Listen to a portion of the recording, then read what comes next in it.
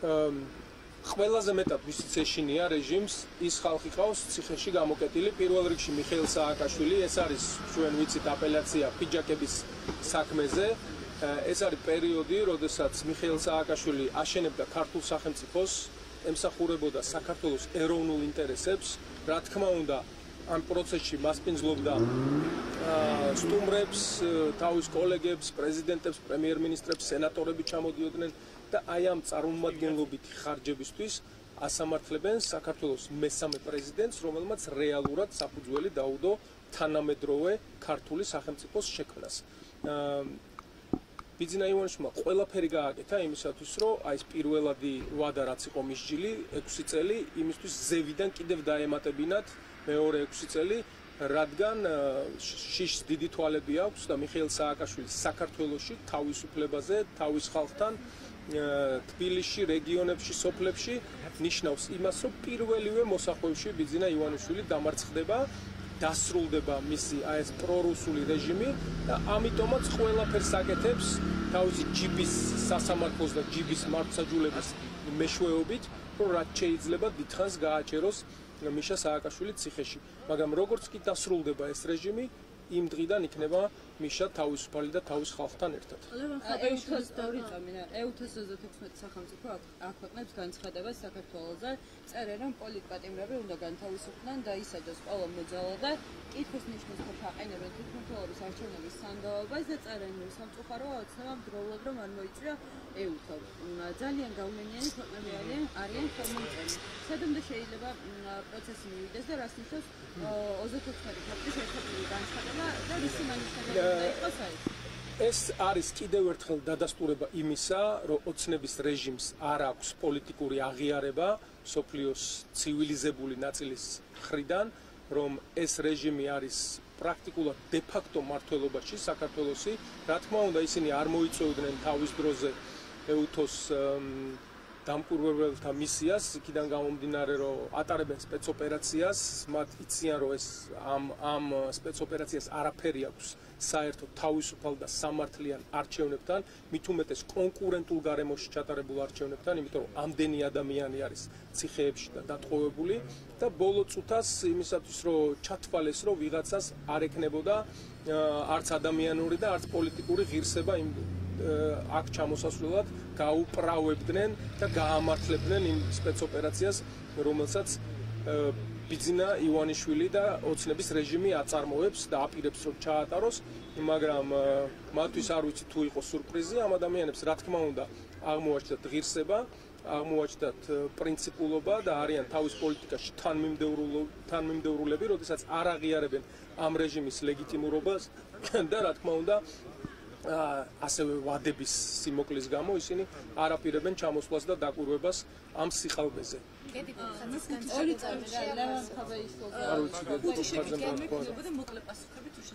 ბატონო, როგორ გიქნა? ხუთი შეკითხვა. ლევან ხაბეიშვილით დავიწყოთ თქვენი შეფასება როგორია ლევან ხაბეიშვილის? ჩვენ გუშინ გავაკეთეთ ამასთან დაკავშირებით შეფასება, როგორც მიხეილ სააკაშვილის ეშინია უკვე ამდენი წელია ბიძინა ივანიშვილს, ბოლო პერიოდში როგორც ჩანს ლევანისიც ძალიან შეეშინდა და აი ამ შიშის გამო სხვა გამოსავალი ვერ იპოვეს, უბრალოდ ადამიანის იზოლირება გადაწყვიტეს და დააკავეს ლევანი აბსოლუტურად გაუგებარი წარმოუდგენელი აბსურდული ბრალდებით, ვითომ ვიღაცას თავაზობდა გთამს. სინამდვილეში კანონის საფუძველზე საბიუჯეტო ასიგნებებით გათვალისწინებული ჯილდოს და პრემიის შეთავაზება როგორ შეიძლება იყოს გთამი, ამაზე თქვენ თვითონ გაეცით პასუხი. ამ თემაზე არ ვიცი ეს გედიფოქად არ მაინტერესებს რა გააკეთა ეს ამ თემაზე მოშაკეთ არ მაინტერესებს გედიფოქაძე საერთოდ რა თქო საერთოდ არ მაინტერესებს ლევან ხაბეიშვილის დაკავების შემდეგ 4 ოქტომბრის გეგმებში 4 ოქტომბრის გეგმებს რაც შეეხება არაფერი იცვლება რეჟიმს თუ ეგონა რომ ამით ველს მოასუფთავებდა და ლევანის იზოლირებით ჩააქრობდა იმ მუხტს, იმ ტალღას, რომელიც იგეგმება 4 ოქტომბრისთვის და იმ ბრას რაღაცნაირად გაანეიტრალებდა, რაც საზოგადოებაში არსებობს, მე დარწმუნებული ვარ, რომ ეს მოხდება პირიქით. ლევანი დააკავეს, მაგრამ მის ადგილას გამოვა ათობით და ასობით სხვა ადამიანი, რომელიც ჩაანაცვლებს ლევანს სწორედ იმ დღეს 4 ოქტომბერს, როდესაც ისინი ნახავენ ქართველი ხალხის რისხვას. ჯუანშერ ბურჭულაძის დაკავებასთან დაკავშირებით როგორია თქვენი შეფასება? ჯუანშერ ბურჭულაძეს რა გითხრათ, ჩვენ ვამბობდით ამ ადამიანზე, ისევე როგორც კლანის სხვა წარმომადგენლებზე, ღარიბაშვილის კლანი მაქვს მხედველობაში, რომ არიან კორუმპირებულები, აკეთებენ მილიონებს, მაგრამ რეჟიმი ყოველთვის ცდილობდა, რომ აბუჩათ აეგდო, დაეცინა ამ ტიპის განცხადებებისთვის, სინამდვილეში ეს ადამიანები ჭამდნენ ხალხის ფულს, ხრავდნენ ბიუჯეტს, მდიდრდებოდნენ, ქონებებს ყიდულობდნენ და ყველას ამაზე თვალი ჰქონდა დახუჭული. ეხლა ეს რეჟიმი რასაც აკეთებს, ეს არის კლასიკური წმინდა რუსული ტიპის მართლობა, როდესაც ახალმოსული კლანი წინას ასამართლებს, ციხეებში სვავს იმისათვის, რომ თვითონ გაიმყაროს აი თავის სამომრჩევლის სეგმენტში სამართლიანობის და კეთილშობილების იმიჯი, რაც ალბათ შემდეგი რაღაც პერიოდი იმ ადამიანების თვალში, ვინც აი ამ სიხალბით ტყუდება, რაღაცა პერიოდი გაყვებათ, არ ვიცი ეს იქნება 6 თვე თუ 1 წელი მათი წარმოდგენებით და აი ამ პერიოდში შეძლონ ამ ახალმა კლანმაც მილიონობით თანხის აკუმულირება, მოპარვა და დაგროვება. ეს არის წმინდა რუსული ტიპის მიდგომა. ერთი მართველის ქვეშ სხვადასხვა კლანები ერთმანეთს ებრძვიან, ამ შემთხვევაში კობახიძის კლანმა დაჩაგრა აჯობა ღარიბაშვილის კლანს და არა მხოლოდ აჯობა და ხელისუფლებაში ჩაენაცვლა, არამედ ცდილობს მაქსიმალურად დიდი ზიანი მიაყენოს მას სამართლებრივი და პოლიტიკური და ამით გაიმყაროს საკუთარი ლეგიტიმურობა მხოლოდ იმ ვიწრო სეგმენტის თვალში, ოღონდ სიმართლე უნდა ითქვას, რომელიც აი მთელი ამ ქოცურის სიხალბით დღემდე ჯერ კიდევ სამწუხაროდ ტყუდება. ოდიში, ფოფხაზენ რა თქვა, საერთოდ არ მაინტერესებს და არ ვაპირებ პასუხის გაცემას. განადგურების არ მეწყება, მაგათი და ივანიშვილის არ მაინტერესებს ვინ არის, ჩემთვის არ წარმოადგენს არანაირ ავტორიტეტს ეს პიროვნება, არაფერს არ შევაფასებ, საერთოდ არ მაინტერესებს ვინ არის ეს ყოფილი ქოცი. მეგობარი აქტის ჩავარდნასთან დაკავშირებით როგორი იქნება თქვენი კომენტარი? ბოდიში როგორ იქნება? მეგობარი აქტის ჩავარდნასთან დაკავშირებით. მეგობარი აქტი ჯერ კიდევ ალბათ საბოლოო პასუხი უნდა გავიგოთ, რა ბედი ეწევა ამ კანონპროექტს, მაგრამ თავისთავად ადმინისტრაციას, რომელიც არ აღიარებს ამ რეჟიმის ლეგიტიმურობას, აქვს ყველა ბერკეტი, რომ განახორციელოს ზეწოლა, იქნება ეს პიროვნული სანქციები თუ სხვა ტიპის ზემოქმედება ამ რეჟიმის მიმართ და საქმე და დრო ყველაფერს გვაჩვენებს. თავარი არის, რომ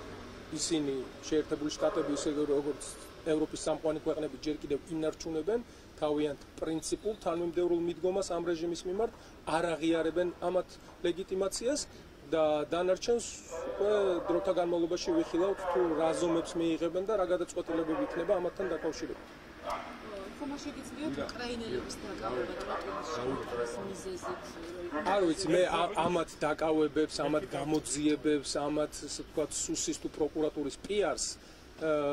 სამწუხაროდ თუ საბედნიეროდ არ ვიცი, საერთოდ ვერ ვენდობი, არ ვენდობი, არ ვიცი რამდენად სიმართლეს ამბობენ, ვინ არიან ეს პიროვნებები, რატო დააკავეს, რა თქმა უნდა, თუ ვიღაცა რაღაც ესე ვთქვათ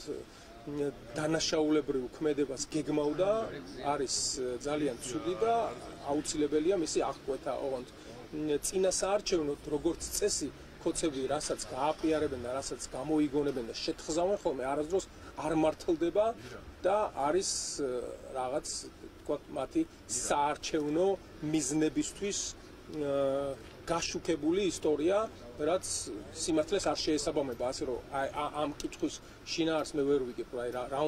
რა უნდა გიპასუხოთ ამაზე საერთოდ. თუ ვინმე ტერორისტია, ძალიან კარგია, რომ ესეთი ტერორისტი არის დაკავებული, მაგრამ თქვენ გჯერათ, რომ ვიღაცა ტერორისტები დააკავეს მართლა ამათმა. ბოლო შეკითხვა. არ იცით ახლა მაშინ თქვენ თვითონ გაერკვიეთ. ბოლო შეკითხვა მექნება ამერიკის პრეზიდენტზე არის შეფასებები, ნაწილი ამართლებს ამ ფაქტს და ვინ სამართლებს იმაზე თქვენი პოზიცია როგორია? არ ვიცი მე ვინ ამართლებს ადამიანის აი ესეთ სასტიკ კვლელობას სნაიპერის შაშხანით საჯარო გამოსვლისას ვინც ამართლებს იმას აქვს რაღაც სხვა პრობლემები და ჯობია რომ ესეთი ადამიანები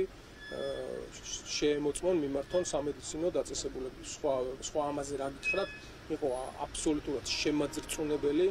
ამ ადამიანს დიდი ხანია მე სოციალური ქსელების, კონკრეტულად YouTube-ის მეშვეობით თვალს ვადევნებ, უაღრესად ნიჭიერი, ძალიან წარმატებული ახალგაზრდა კაცი იყო, რომელიც